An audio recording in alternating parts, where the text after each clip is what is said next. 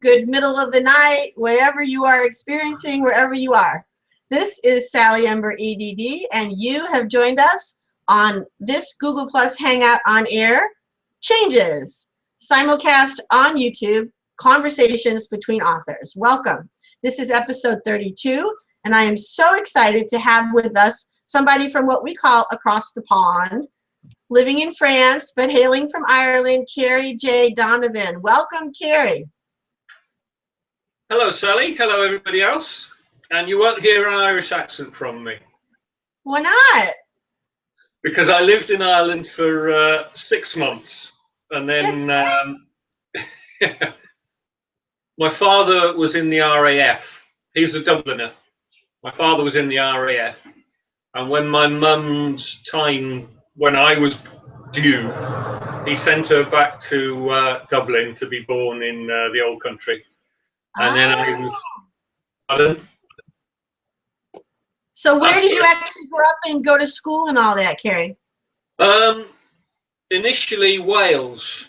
I was brought up in Wales and I had all of my early schooling up until A-levels in Wales. So I do speak a little Welsh. And from Wales I moved to London, where I did work as a civil servant for about 5 years. And then I moved north of London to a place called Leighton Buzzard. Still working in London and commuting. Leighton Buzzard is about 70, 80 miles north of London. After that, the family moved to, my wife and I moved to Northampton, where I lived for 21 years. Until, so is that what you have as an English accent via Wales? Yeah, it all depends on how many pints of beer I've had. Apparently, I'm a bit of a chameleon when it comes to my accent, because if I've had a few drinks and I'm with a bunch of Welsh guys, I speak Welsh, you see. Oh, interesting. Well, I've lived in lots of different places, and I have a little bit of an echo problem where I pick up other people's accents unconsciously or their words. And I lived and grew up in St. Louis, Missouri, which is where I live now. But in between, because I haven't lived here for 42 years, in between I lived in every state in what we call New England, which is Connecticut, New Hampshire, Vermont, Maine, Massachusetts, Rhode Island. And I also lived in New York, not the city, and I also lived in New Mexico, Wisconsin, and California, northern, near San Francisco. So I had pieces of all of that.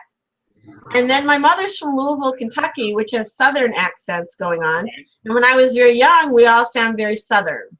Right. And I can easily sound southern. I don't have any problem getting into that accent. Y'all know I can do it. Right. So that just comes naturally to me. And it's all mixed up with other things at this point, so I'm just a mishmash. Well, I find the same thing. I find the same thing myself. I'm a bit of a chameleon when it comes to the accent. So where in all of that peripatetic life that you had did you start writing? Apart from the forced writing I had to do at school, I started in 1985. I wrote my first book in 1985. Interestingly enough, called Freeman, as in free man. And in 1986, I burned the manuscript because it was rubbish. Now, was that your opinion, or was that the opinion of other readers? Like, how did you determine it was rubbish? I read it.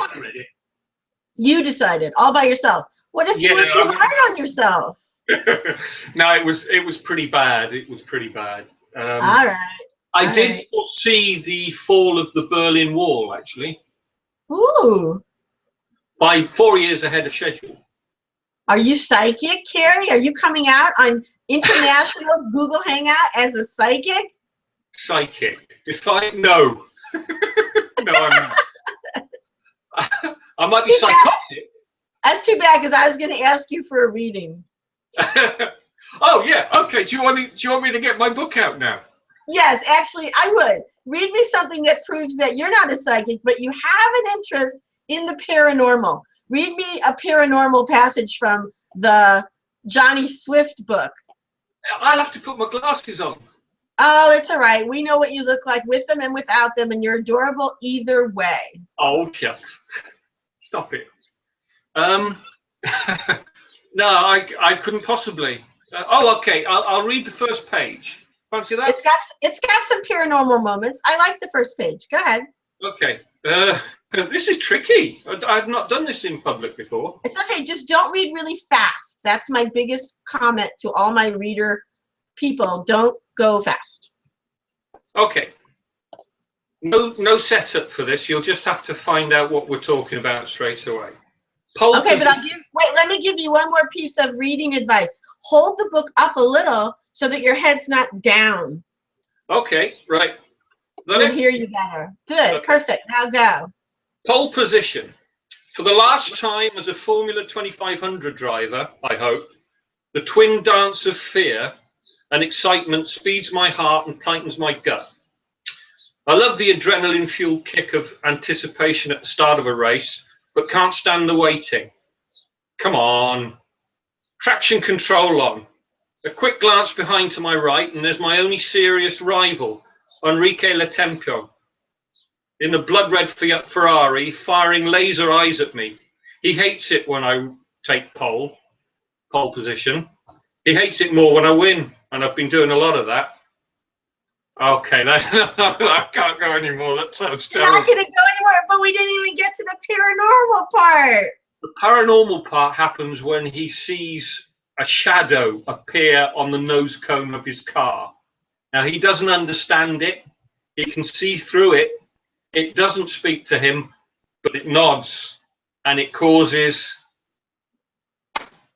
It something. Looks like a human figure, and you give it kind of the entity experience of being male.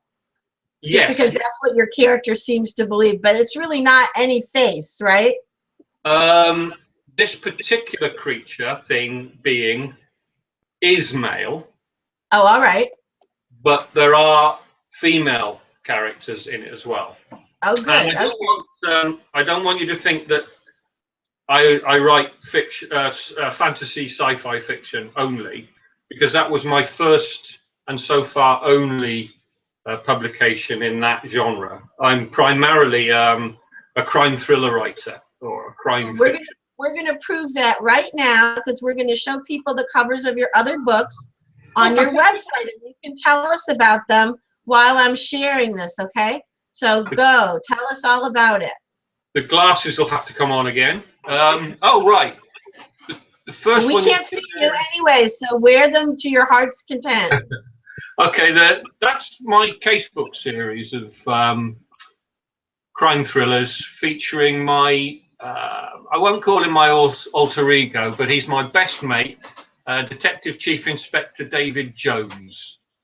And perhaps a little while we might like to talk about character names, because I love one of yours. I've got this fella written down because I could never remember him.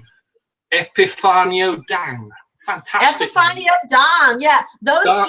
Each of those names means something in another language. I'll tell you later. But meanwhile, tell us more about your case books. What is a case book anyway? Casebook is a bit of a tilt to my favourite all-time author, and the one that I cut my fiction reading teeth on, Conan Doyle, Sir Arthur Conan Doyle, who of course wrote Sherlock Holmes, and he produced serialized episodes for the Strand magazine in Victorian times. And as I said, he wrote Sherlock Holmes, but he presented them as Sherlock Holmes casebook. So I sort of stole the idea, because the casebook features cases from David Jones' history, his work history. And the subtitle of each book then is the name of the prime villain in the piece. So the book I've just released, which chronologically is the first in the casebook series, is Sean Freeman. So I tend with my casebooks to open up from the point of view of the villain. So we see him first, and then we find out how his or her criminal career impacts on the career and the life of David Jones, my lead character. So you have this character, Freeman, who pops up from your rubbish story from 25 years ago? No, that's the thing. That's great. Now, I used only the name. It's not a character that in the original book. Well picked up on that. I thought it would sort of complete the circle by using that name. Because well, some people say that what you've done is you've palliated or expiated. No, what's the word? You've assuaged your guilt. You've entreated the muse not to leave you, because you threw that whole book away, and the muse might have left you then. So you have to make a little bit of an offering to the muse by keeping something from that first book. Yeah, that's a good way of putting it.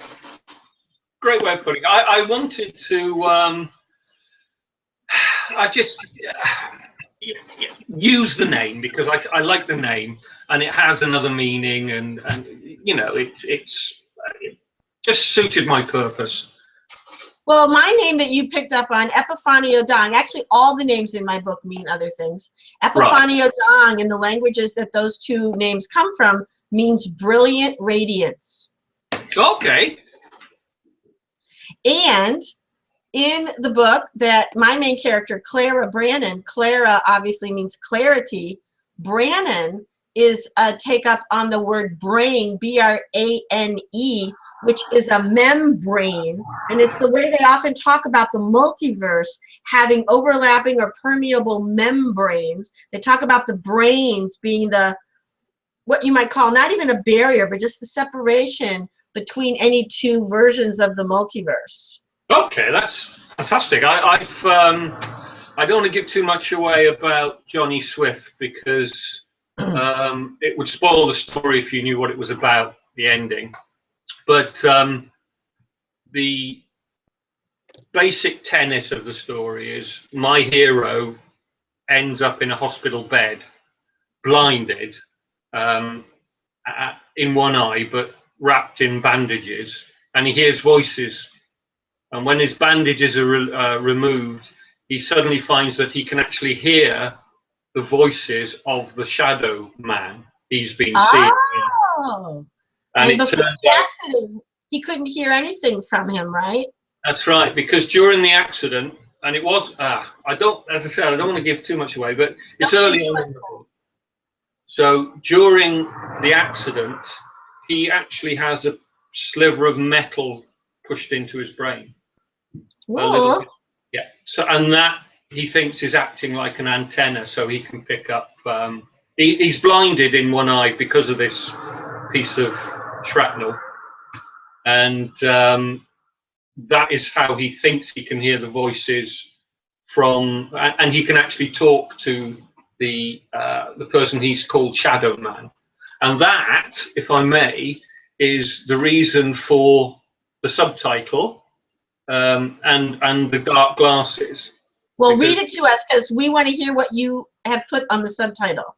Okay, it says, even on the darkest day, he can still see shadows.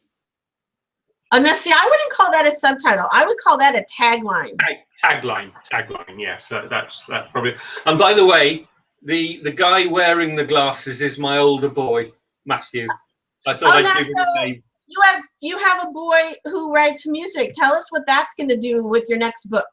Oh, fantastic! Yes, the plan is I'm changing genre completely with my current book, with my work in progress, because I wanted to give David Jones, my mate, a bit of a break because he keeps having to sort me out in terms of the action sequences and making sure I keep police procedure on tack. So I thought I'd give him a rest for a while and write a book, an action book.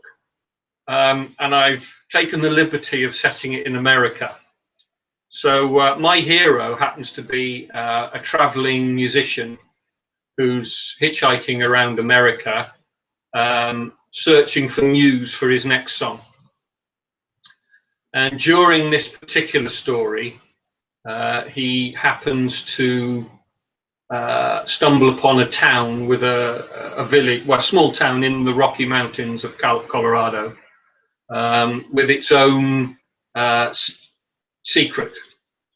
And I planned to write the lyrics for Chet Walker's breakout song. And my younger son has promised to write the music and sing and record. If we get to that point, he will record the song and I'll release it at the same time as we publish the book. That's the conceit. That's a whole family collaboration. So, okay, I have 3 questions for you from all of that because I'm just curious. Have you been to Colorado? No. So how did you choose that as your setting? I like the song. Rocky Mountain High, John Denver? Yeah, that's okay. But there's a song called Colorado by the Ozark Mountain Daredevils from the 70s, which is my musical era. So I have my check it out. It's fantastic. It's a great song. I'm going back to Colorado. Okay. And I'm cheating a little here. I have done quite a bit of internet research on flora and fauna and pictures and Google Maps and all. I tell you what, if anybody listening wants to send me a ticket to visit Colorado, Boulder, then I'd happily join you. Well, here's my question: what year is your book set? Pardon? Excuse me? What year is your book set? It's current. It's current. So the whole marijuana is now legal in Colorado. Is that going to come into your story? Marijuana? Did you know that Colorado legalized marijuana? That there are now more commissaries, stores selling marijuana than Starbucks. And they actually have some that sell both coffee and marijuana. And they're all everywhere, stores everywhere.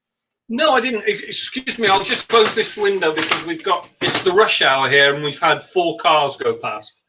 Oh, wow. I thought you already closed it. What is your deal? Okay. So, okay. marijuana. No, I didn't know that, but my guy doesn't partake of any illegal substances whatsoever. Well, first of all, they're no longer illegal. And secondly, it might not just be your main character. It might be other people that are involved. It's no different now than having a beer. Okay, I didn't know that. It's not just for medical use then, it's for recreational use. It's exactly. Colorado is now one of 3 states in this country that have completely legalized marijuana. About 17 or more states have medical use that has been made legal, but a lot of them are leaning in the direction of Colorado because guess what? They have made billions of dollars in taxes already. Yes, that doesn't surprise me. So that's what's going to drive everybody else into the legalized marijuana train. It has nothing to do with morals or philosophy or junk science or anything else that ever kept it illegal. There was never a good reason for it to be illegal anyway.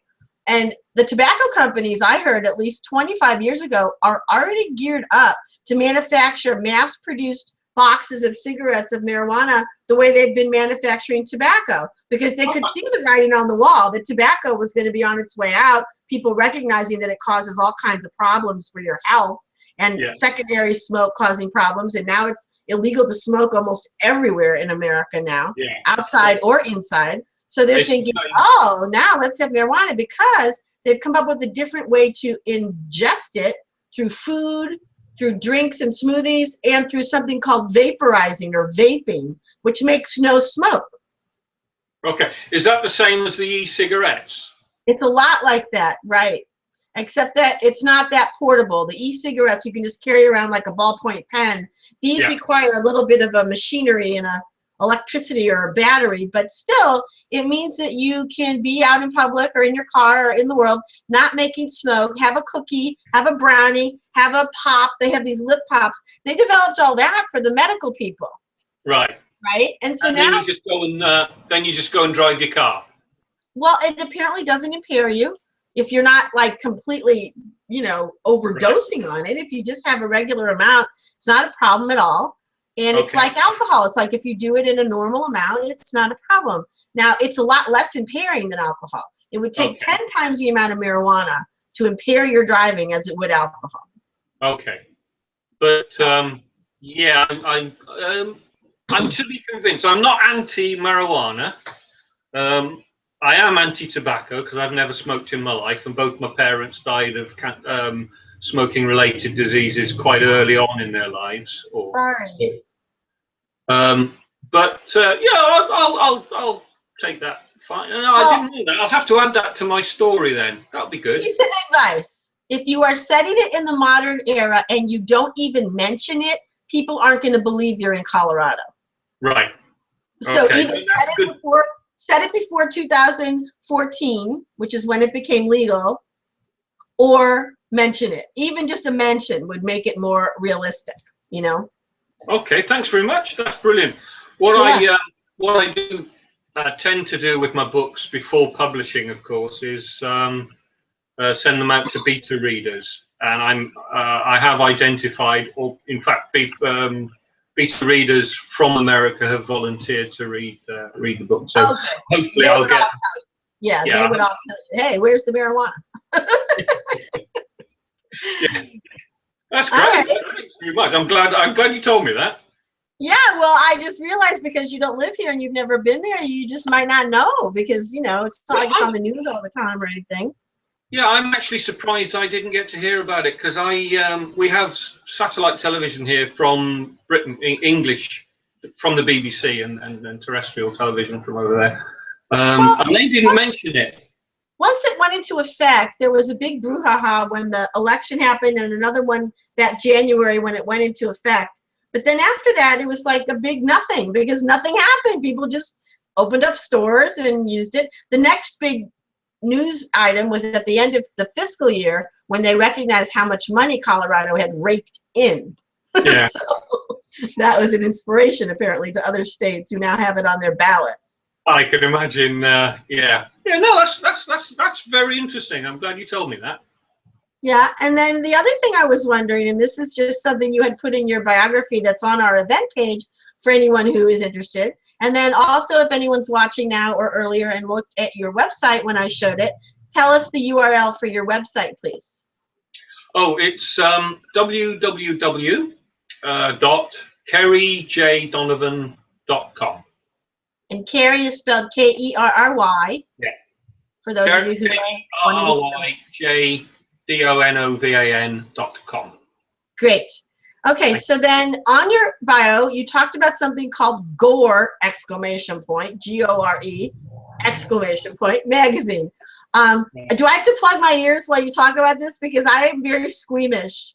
Yeah, that's almost, no, it's a serious magazine.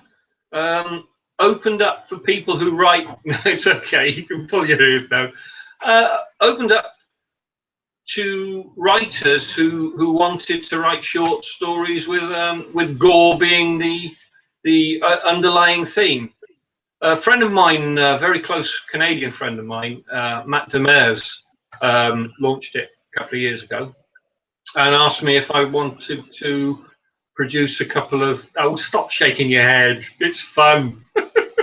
No, No, it was some of the stories were quite serious. I wrote 4 or 5 articles for it, short stories really. The longest one was about you love this, was about a guy who kidnapped another fellow and tortured him. And I don't want to hear it. I don't want to hear it. La la la la la la la. Okay. I don't write for gore anymore. Okay. Well, I don't want to disrespect everybody who's into the horror or torture or murder or gore subgenres, but I personally don't want to hear about them or see them or read them or anything because I just get really bad dreams. And I don't like to read homosexual or lesbian sex roles. So, so we're you know we filter our own writing, our own reading. Yeah, but I have to challenge that because those aren't the same thing at all. I don't think when you read a homosexual or lesbian story that you would get bad dreams from it, would you? No,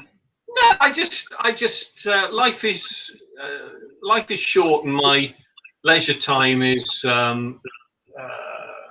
limited. So I choose. I won't read or watch things I don't particularly have any interest in. I mean, Yeah, I totally wouldn't ban anything, but I mean, I have a limited free time, and I'm getting very, very old, and it won't be long before I'm no longer here. So I have very few years left, weeks, days left in me. So I want to use that time wisely. I'm a Buddhist, and we are all about the impermanence of every moment, never knowing if we're going to have another one. Right. I agree wholeheartedly. So my wife, for example, is very Catholic in her reading, Catholic with a small c. She'll read rom-coms, chick lit, crime thrillers. She'll read the biographies of the rich and famous. I tend to stick to 2 or 3 close genres and watch. I don't watch a lot of, for example, I don't watch a lot of documentaries. David Attenborough, for example, my wife would watch David Attenborough and his wildlife programs day and night forever. Okay. Now, if I see another picture of polar bear cubs frolicking in the Arctic, I shall scream. For those of you who love polar bear cubs frolicking in the Arctic, well, so be it. I wouldn't stop you from watching them, but don't show them to me anymore, please. It reminds me of that scene in that long ago Woody Allen movie called Bananas, where they're pretending to torture someone, and the way they do it is they tie them to a chair and make them listen to Italian opera. And the man is sitting there shaking his whole body going, no more Italian opera.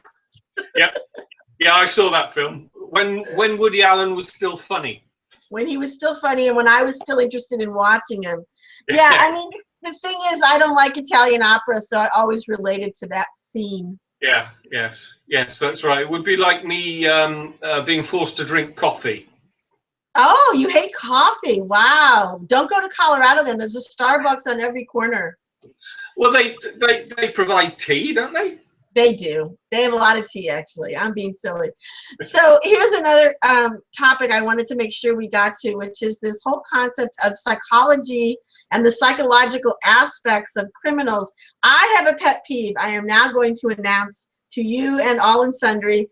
I think it is a huge ridiculousness when people who are completely stable and sane, which may not be all the writers that are doing it, but most of them, are trying to pretend that they are inside the mind of a psychopath or a sociopath and telling us how that person thinks and what they're intending and why they are the way they are. I just think it's ridiculous. And I think it's just as ridiculous to pretend that they're a polar bear or pretend that they're a wolf or a dog or anything else. It's like, okay, you can use your imagination and that's all very cute. But to me, it's like one great big Disney fantasy. You don't know what a psychopath really thinks, do you? Yeah. All right, rant over. So tell me about your psychological thriller aspects. Why did you decide to do that?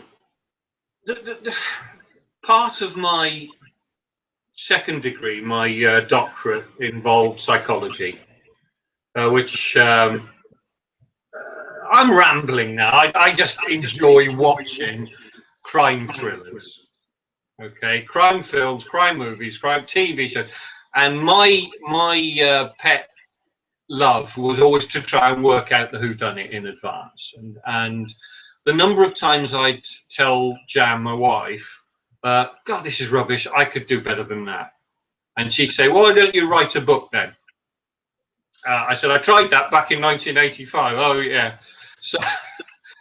So since I like to write crime thrillers because you can control the outcomes. Now, in my first full-length book, Ellis Flynn, it's quite a harrowing story, and I know what you're coming where you're coming from in terms of none of us can really understand the mindset of anybody else. We can only interpret from actions and learn, try to understand from what the other person says. But you can never really understand what turns a man or a woman into, say, a cold-blooded. Now, I can imagine myself in a position where I'm defending one of my family and react accordingly in self-defense. I can't really ever see myself in a position where I would act as a cold-blooded, thoughtful human. But there is something in the way people take, the general population take to serial killers that make them interesting. Now, I'm not pretending to understand how the mind of the killer works, a psycho. But I like to think that I can represent them reasonably clearly in a work of fiction. And I want to know more than that.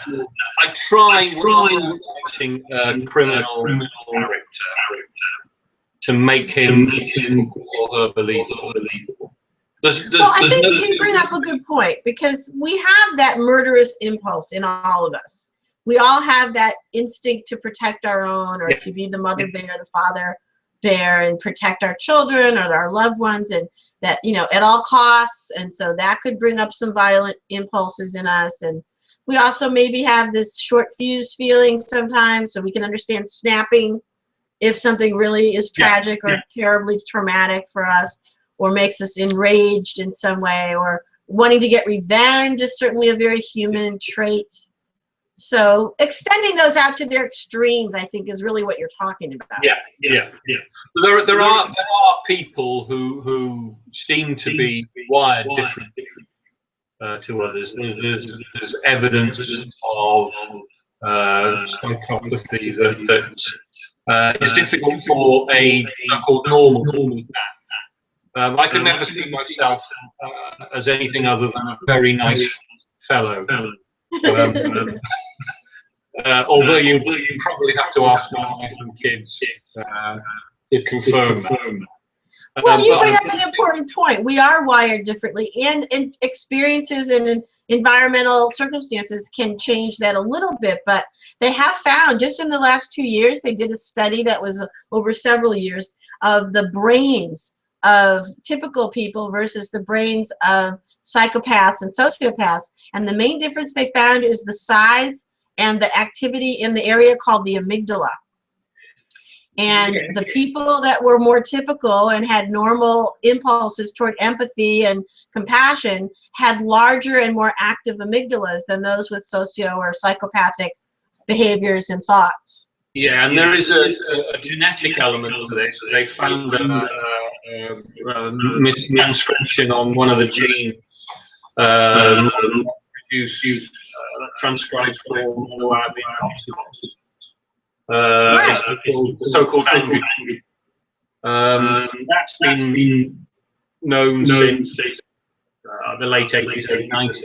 And interesting, perhaps. I hope it's interesting.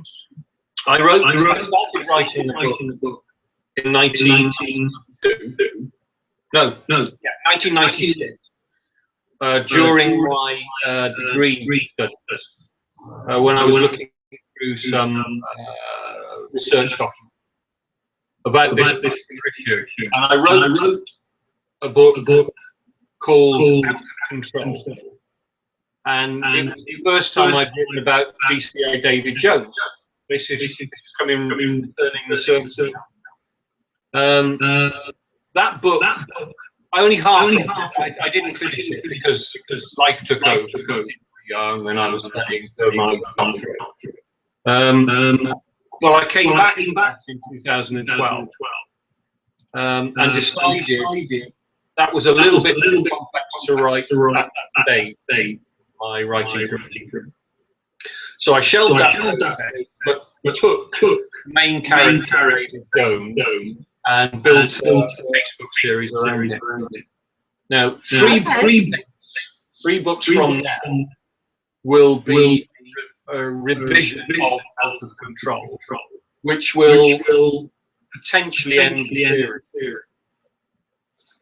Wow, that's interesting. So you're doing what a lot of writers do, which I think is really quite brilliant. We have these false starts or these half-finished things or these under-revised or underwritten things that we have some fondness for. We have some connection to them, but we're just not quite sure what to do with them. And then once we get a series going or a set of novels that we really do like, we can sometimes find a way to fit in these other characters or these other stories or this other way of writing and fix it in a way, you know, make it better. Well, I think it helped because I hate to use the word journey because it's so cliche, but during my life and my writing life, I started off, as I said, in 1985, writing drivel, which I'd like to establish that actually for posterity to hit myself, hit the manuscript, hit myself over the head with the manuscript. But I think I've developed so much in my writing. I could actually revisit that and write it again. But things have, I mean, the Berlin Wall has fallen. Well, and some people say that what you really want to save from something like that wouldn't necessarily be the exact writing, but the bones of the story. Yeah, absolutely. That is right. And like I said, from my original book, Out of Control, which was set in, part of it was set in a police station or a police environment, and the other half was set in, and there were two separate stories sequence. And by the end of the book, sequence had matched together. I wasn't sufficiently skillful as a writer to pull that off. It's the sort of thing you can probably keep working in a movie because you can work certain things visually in a different way. But what I've done now, separate the two stories, and I will begin two books from. So that's the plan. Okay. All right. So you have at least 3 books planned in the future, and you have 4 out right now. And I have right now, and I have count them 7 in the formative stage. wow, you're really got a lot that you're juggling there. I thought I was busy, but I can see that you have a lot going on in that brain. One of the things what? It's a very small brain. I doubt it. One of the things I was noticing about our similarities is that we like to have a lot of different projects more than one at a time. So that I know, like, I'm in the middle of writing and maybe I'm really feeling like I want to write, but the thing that would be next isn't that interesting today. So then I can just switch to something else, and that's more interesting today, you know? Fantastic. Yeah, that's one of the joys of doing what we do. There's very opportunity. Well, there's very for dead time in an author because if you're not producing something new, you can be working on something less new. Right. Revising, editing, making it better, that can always work. And I like the variety that I've set up for myself because I have my blog posts in a variety of topics and a variety of styles, and then I have my series that I'm working on, and then I sometimes do guest posts, which are a whole different way of contributing to the nonfiction world. And then every now and then I'll write maybe a film review or a TV review or some other kind of political slant to something that's more of an opinion piece. So I really like having all those options open, and I opened them for myself because here we can do that in this age of the internet, right? We can be self-publishing. We're thousands of miles apart, talking more or less simultaneously across this sort of envelope. I mean, if you cast your mind back to the very early series of the very first series of Star Trek, where they're talking with communicators, we're doing that. We are. I know. Well, there's a whole lot of. Go ahead. Which is why my main character, David Jones, who I keep coming back, I'm plugging him. He's amazing. He completely issues modern technology. He has his protege, Phil Cryer, and his other subordinates, the tapping on the key, internet research and database stuff. And he lets them on with it. He doesn't want anything to do with it. But there is that which I haven't made, and I won't until probably the last. Okay. All right. Well, I think it's good to leave people.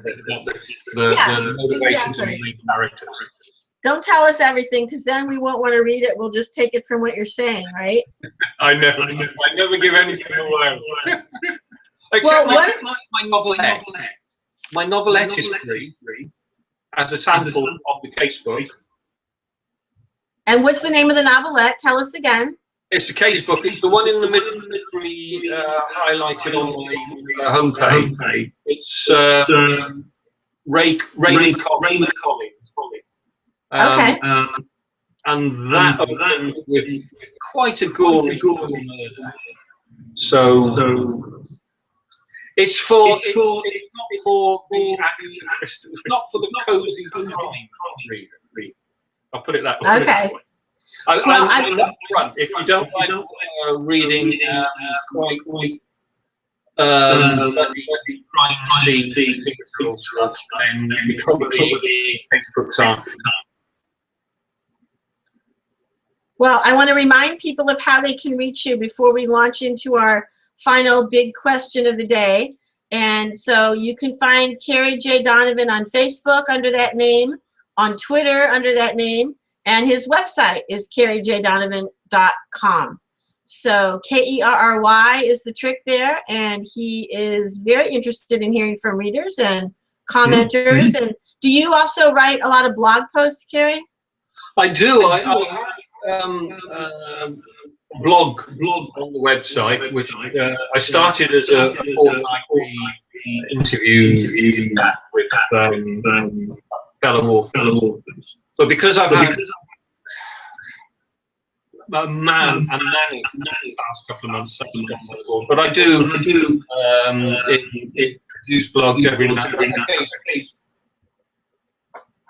Okay. Well, it is now that time. You won't believe it, but it's almost a quarter of the hour. Can't believe it. I know. It just zips by when we're having such a good time. Yeah, I'm going to ask you the question I ask all of my conversations between authors, guests, because our theme is changes. Right. So I'm going to ask you to respond in any way you'd like to this very broad question. Given all the personal, local, provincial or state, regional, national, global, economic, climatological, environmental, political, social, spiritual, religious, artistic, any other kind of changes you're aware of, which are the ones that arouse in you hope? Which ones evoke fear? What would you like to speak to today about changes? Take it away, Kerry J. Donovan. Oh my God, such a big ask. I'm not going to talk about global or macro issues. I'm going to talk off the top of my head and the changes from one place to another. There you go. I moved from England to France in 2007, January 2007. So that's over 8 years. So the idea was to rebuild the house first, because we bought a derelict. So this room in see me in the moment was the attic, just an empty room, and sitting on top of where we discovered the parts of the dead bird. So you could put you into some form of context. So we came here with one idea, and that is to relax and use it as a holiday. And the minute they put the internet line in the Wi-Fi line, I realised it could work from here. So that's changed for one. We moved to France with great ideas of working part-time, relaxing, exploring France, and having a relaxing time. And then what happened? Okay. My wife discovered a great prize in her stuff within 3 months of us being here. And from there, discovered how damn good French medical. Because I know without doubt, had we remained in the UK, my wife would have done. Because she was under the doctor there for 18 months, and they didn't even diagnose, they didn't even spot the tumour that had been growing. The French saved her life. So that's change number one. My wife changed from being an ill, feeble, dying woman to a healthy who goes to the. So I have that joy in being in France. That's fantastic. Have I sort of covered some of the changes that I've experienced? That wouldn't have happened. Those changes wouldn't have happened in England. They would have been completely different. I'd have been a single three grown children. Okay, and there's no doubt about that. So, of course, those changes meant that I sort of reevaluated what was going on. And I can only see, judging by, based on your question, think about what's changed since 2007. I've decided that there's more to life than eking out a living. The minute Dan's health improved, and the minute the house was restored, we made the decision that we were going to do things we wanted to do. And that's when I started writing. Nice. And that's when Jan, writing again. Jan enrolled in the local gym to keep fit, healthy, and to pass the test. Fantastic. 5 times a year, we're in the position to go back to England, the UK, and visit grandchildren that she wouldn't had she not survived. Because our first grandchild was still in, was a month before he was born when she was diagnosed with cancer, colon cancer. So it's all, lots of changes fundamental. They've enabled me to, first of all, one of my 7 I told you about earlier was my revenge novel. Focused on trying to diagnose cancer as anemia. Now, I know name, no patriot, but I know who he. Okay. So, and he would form the centerpiece of a book that I plan to write when I have some distance from the action, as it were. So there you are. Changes. Yeah, well, you know what? You are not the first, and I'm sure you're not going to be the last crime writer to depict your villains as the people you want to exact revenge on. In fact, I know some writers who take their ex-lovers and kill them over and over and over again in different disguises in every one of their novels. Well, I have to, at the risk of losing my Gizmo image, I've only ever had one, and I'm still married. Oh, that's very sweet. Well, then you won't have to exact revenge on any of your ex-lovers. But I think it is a well-worn method of dealing with our submerged or suppressed anger in your case, someone who really almost caused you to lose the love of your life, and out of incompetence or ignorance or insensitivity or lack of time, didn't notice what was really going on with her, you know? And you're right. You're really fortunate to have found some medical people who wanted to help and who could help. And you were really kind of intuitive about staying in France, I guess, you know? It was one of, I think you couldn't argue that was serendipity. Yeah, yeah. Well, in Buddhism, we talk about karma. Yeah. You know, which is the inevitable result of any good or past actions we've ever taken in any lifetime. It will ripen. Now, we don't know what the actions were that caused every single next thing to happen, but you can bet that there were these connections that we just can't see. So somewhere in your wife's life, she had made a positive connection to that new doctor. And somehow we would imagine that they got magnetized to each other through other decisions you were making that seemed irrelevant, but they were not irrelevant. Well, I'll go along with you in as much as my wife feel like you've done something good in the past than I would. Everybody's done both good and bad, Kerry. You're not any different. No, nobody's worse, nobody's better. Over the mountains of lifetimes that we've had, as every type of being, according to Buddhism, not just humans, you have accumulated the same number of misdeeds and good deeds as anybody else. Okay, I'll take your word for that. I'll go along with that. But how it manifests in this particular life has its own marks, you know, so it's really hard to say. And I can't, because I'm not omniscient, and I don't know your karma or anybody else's exactly why things manifest the way they do. And I, like a lot of people in Buddhism, don't believe in there being a God who has all this omnipotent power and is dancing us around like puppets. I don't see that at all as true. But I know some people do, and they actually have a very faith-based belief in God. But what I don't understand about that is why they give all the credit to God when things are great, but most of them don't blame God when things are terrible. I don't understand that. Yeah, I'm not sure I want to go into this conversation. That's all right. You don't have to. I just had to say that. But yeah. I'm really happy for you, and I'm really happy for your wife and your family, your grandchildren, your children. It's wonderful to have a reprieve like that from a very near disaster. She's fantastic woman.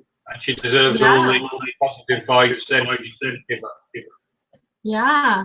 So over the next few years then, however many years you have, could be several decades, you don't know. It sounds like you're going to really treasure it, and that's a very special gift to have that recognition of the preciousness of your lives.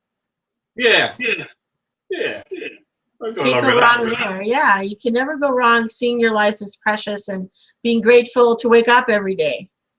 The Dalai Lama says, you know, all there is between us and death is one breath. Good point.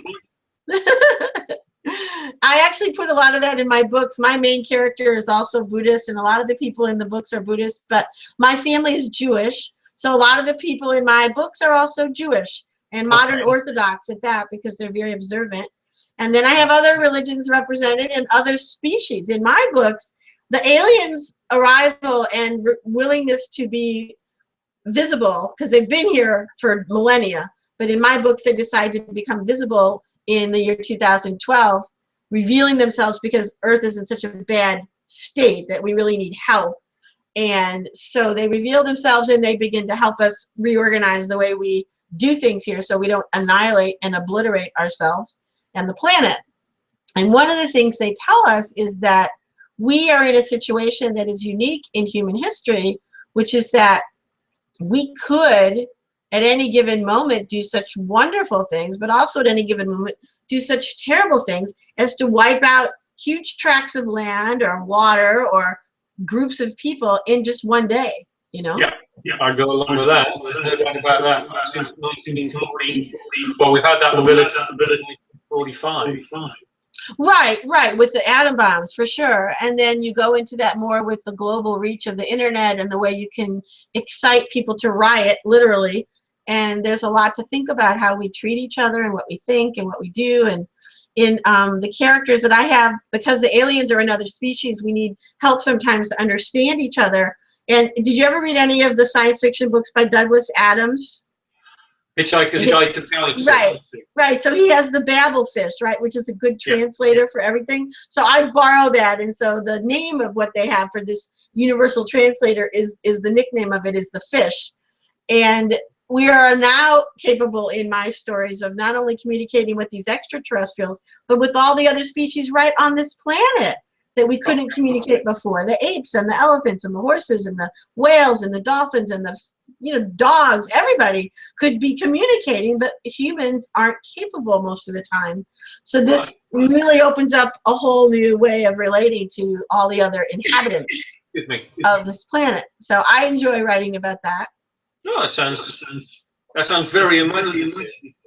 Yeah, there's a lot of parts to it. I write in a utopian format, which not a lot of science fiction writers will choose, but I really don't want to read all the deathly and apocalyptic writing all the time, so I wanted to have an alternative, so I decided to write it. One of the joys of writing fantasy and sci-fi there are no limits. It's true. Speculative fiction is the biggest bucket you can have is speculative fiction. Everything could fit into it. Yeah. I found writing Johnny Swift, the transition to Johnny Swift, I found that very therapeutic in a way, because I set the world that Johnny Swift, or the lead character, I set him to death in almost mundane environment, where you spend birds of the book in a bed, but using the medium of fantasy sci-fi, I could take him into different places, into different positions, location. You'll have to read the book to find out. Okay, well, I won't have time right at this moment because we only have 3 minutes left. So I want to thank Margarita Crystal Lotus for visiting. She said she was going to be watching, and maybe she didn't make any comments or questions, but she was here. Ross Betts, who's down under, says she can't watch today, but she's going to watch tomorrow when she wakes up. She's already going to bed now. And I know there were a few other viewers whose names I can't see. Thank you for joining us. And please make any comments or ask questions on the Google Plus event page or on the YouTube page, and I will get notified. And if they're for Kerry, I'll make sure he sees them. And I want to thank you, Kerry, for coming on the show today. Thank you so much. You're welcome. And I want to make sure people know they can find you at kerryjdonovan.com, KerryJDonovan. And they can find me at sallyember.com, SALLYEMBER.com, where you can also donate or become part of my Patreon crowdfunding campaign, because I am trying to turn these video casts also into podcasts for those who want to listen while they're driving or running or doing some other kind of treadmill or exercise or being at work and can't watch, but you want to listen. But the podcast hosting is not free, and I am very low income right now due to an accident I had over a year ago where I'm still recovering. So Patreon is patreon.com/SallyEmber. And you can get rewards. You can get a free ebook or some discounted editing, proofreading, or writing tutoring services from your donation. So check that out when you have time. There's a video of me singing very badly, and you can enjoy that if you want. We also got a comment from one of your co-writers in your writing group, Mary Smith, who was watching and listening and says this was an interesting interview, and she said it was nice to learn more about you, Kerry. So thank you, Mary. Mary was my guest last week. Thank you, Mary. Or actually, it was 2 weeks ago because I had nobody last week. But thank you, Mary. And Kerry, thanks you too for visiting. And I want to remind everybody that Changes is almost every Wednesday.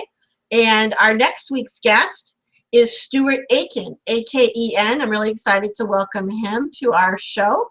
And the week after that, the 17th, I'll be traveling. So that's my week off for June. June 24th, I still don't have a guest scheduled. That is the first time since last August that I have a gap this close to the actual show. So if you are interested and you'd like to be on, changes and you are a writer of any kind, please go to my page on my website, sallyember.com. The changes page explains everything. And if you want to be on, then you can see how to contact me. So this is our final moment for our show. Mary also wanted to let you know that she was expecting you to have an Irish accent. So we'll have to tell her to go listen to the beginning of the show where you explain why we are being disappointed in that. Regards. You want to say any last goodbyes or thank yous, Kerry, before we sign off? Just for Mary, I'll be talking like this for the next month. He can put it on for you, Mary. It's more of a Welsh accent, but he can do it. All right. Thank you so much, Kerry. I'm so happy you were here and that it all worked. And I apologize to everyone for the unevenness of the transmission. But hey, he's in France. I'm in Missouri. I think we did great. Bye. So signing off, saying goodbye, and saying to everybody, as I always do, go well with your changes.